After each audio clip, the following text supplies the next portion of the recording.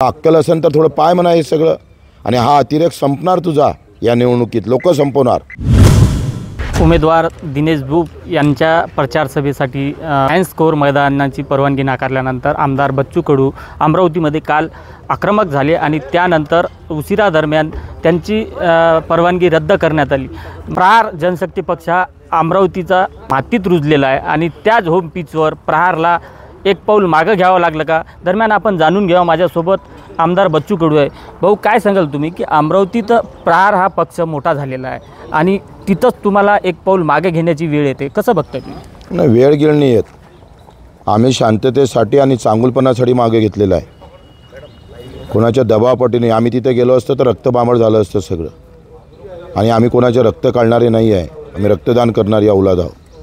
आणि त्यांनी जो प्रयत्न केला आहे, ज्या पद्धतीनं आम्हाला अटक करून प्रचार थांबवण्याचा प्रयत्न होता, प्लॅनिंग होतं, हे आयुक्तानं आणि राणानं घरी बसून प्लॅनिंग केलेलं आहे।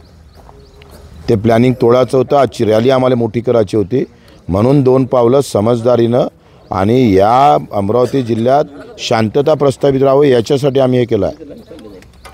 काल आमदार रवी राणा यांनी माध्यमांशी बोलताना असं सांगितले की आमदार बच्चू कडू प्रसिद्धीत येण्यासाठी नौटंकी करताय। अरे साल्या म्हणा, नाकारली कोण? तू नाकारायला लावली ना पोलिसांना। 23-24ला आमची परवानगी होती आणि आमची परवानगी असताना वेळेवर परवानगी नाकारलं जातं। नौटंकी कोणाची आहे? कायदा कोणा पायदळी तुडवला? 22 तारखेला भाजपाला परवानगी नाकारतं आणि 23 तारखेला नाकारलेली परवानगी भाजपला देतं आणि आमची नाकारतं 7 तारखेला वेळेवर। ही नौटंकी कोणाची आहे? त्याला अक्कल असेल तर थोडं पाय म्हणा हे सगळं, आणि हा अतिरेक संपणार तुझा या निवडणुकीत, लोक संपवणार। आज अमित शहांची रॅली होते, त्यानंतर महाविकास आघाडीच्या उमेदवार प्रचारार्थ राहुल गांधींची देखील सभा होत आहे। तुमचं आजच्या दिवशी, आज शेवटचा दिवस आहे प्रचाराचा, कसं नियोजन असेल? अतिशय लोकांनी स्वतः आम्हाला रात्रभर फोन आलेले आहे, प्रचंड प्रतिसाद आहे। मिळेल त्या वाहनानं लोक इथे येणार आहे आणि हे कायद्याच्या बाजूचं जे न्यायप्रिय लोक आहे ते आमच्या बाजूने उभे राहणार आहे। काल ज्या पद्धतीनं मैदानासाठी राडा झाला, पोलिसवाल्यांना तुम्हाला विनंती केली, तुम्ही पोलिसवाल्यांचे पाया धरून आंदोलन केलं, या सगळ्या परिस्थिती घटनेनंतर तुम्हाला तुमचे जे सहकारी मित्र राहिलेले आहेत, एकनाथ शिंदे आहेत, अजित पवार आहे, फडणवीस आहे, यांचे कोणाचे फोन आले?